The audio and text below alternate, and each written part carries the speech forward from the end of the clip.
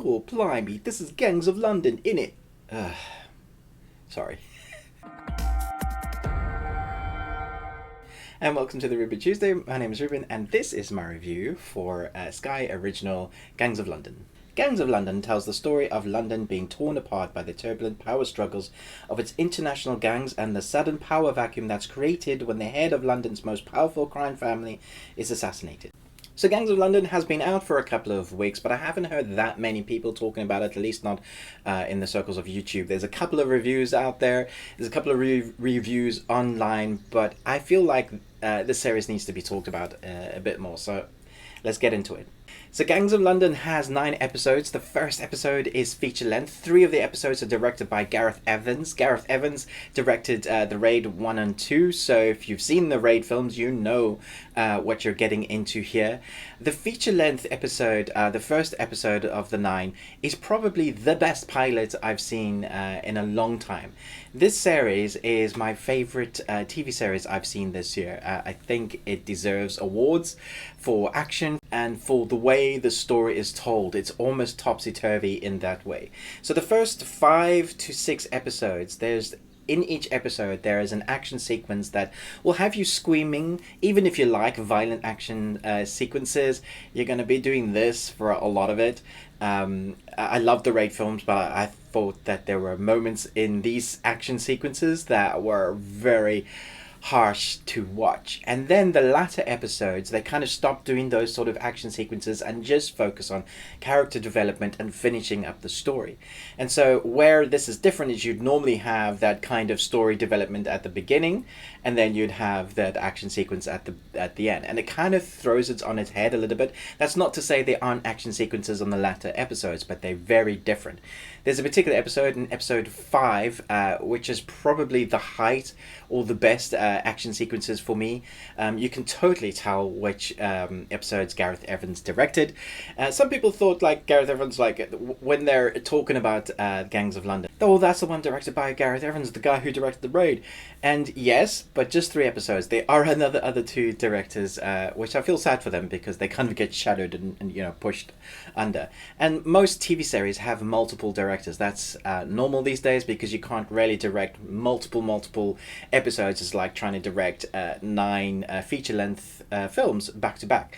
So most directors can't take that on board, even though some of them would like to. The acting is partly what makes this series really good. There are definitely stronger actors, and I think one of the protagonists is weaker than the others. But I really like 2 characters, Elliot Wallace, who's one of the main protagonists, and Mrs. Wallace, the mum. Mrs. Wallace? Yeah. I think those 2 actors, Michelle Fair and Soap Derusu, I think they steal the show for most of the sequences they're in. When they're on screen, they have great presence and chemistry, even though the people they're acting with will often not be like the good guys or the bad guys. And the thing is with this series, you don't really know who to root for because there are multiple families of gangs, and they mostly are bad guys. That's, you would consider them, people torturing and killing each other, selling drugs, controlling the money of London and wider in various nefarious ways. And so you're thrust in this Wallace family, and as you start watching the episodes, you do really fall for liking some of the characters, even though what they're doing is like just horrible. But you're with them because people are always trying to take them out and people are against them. There is a clear protagonist, I think, and you'll enjoy watching him. And so I thought, yeah, his character is fantastic and kind of carries the series. When he's not on, Mrs. Wallace, I think she carries it. I think together this is some of the best acting sequences I've seen, especially acting and action sequences.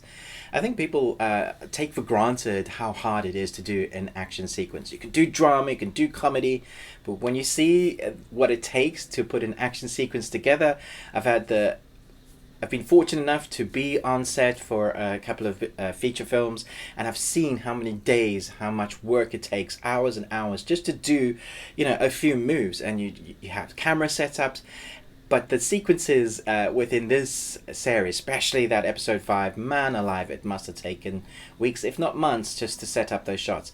But I feel like you're going to really enjoy it as well as be squeamish, because the amount of bone crunching, blood, visceral action that you get is really harsh. I kind of didn't want to watch the series originally because I thought it was just going to be your typical gore blimey, I'm going to shoot you in the face, London gangster films that there are a lot of. There's a lot of series, and some of them are a bit hit and miss, and sometimes I just don't want to put myself through that.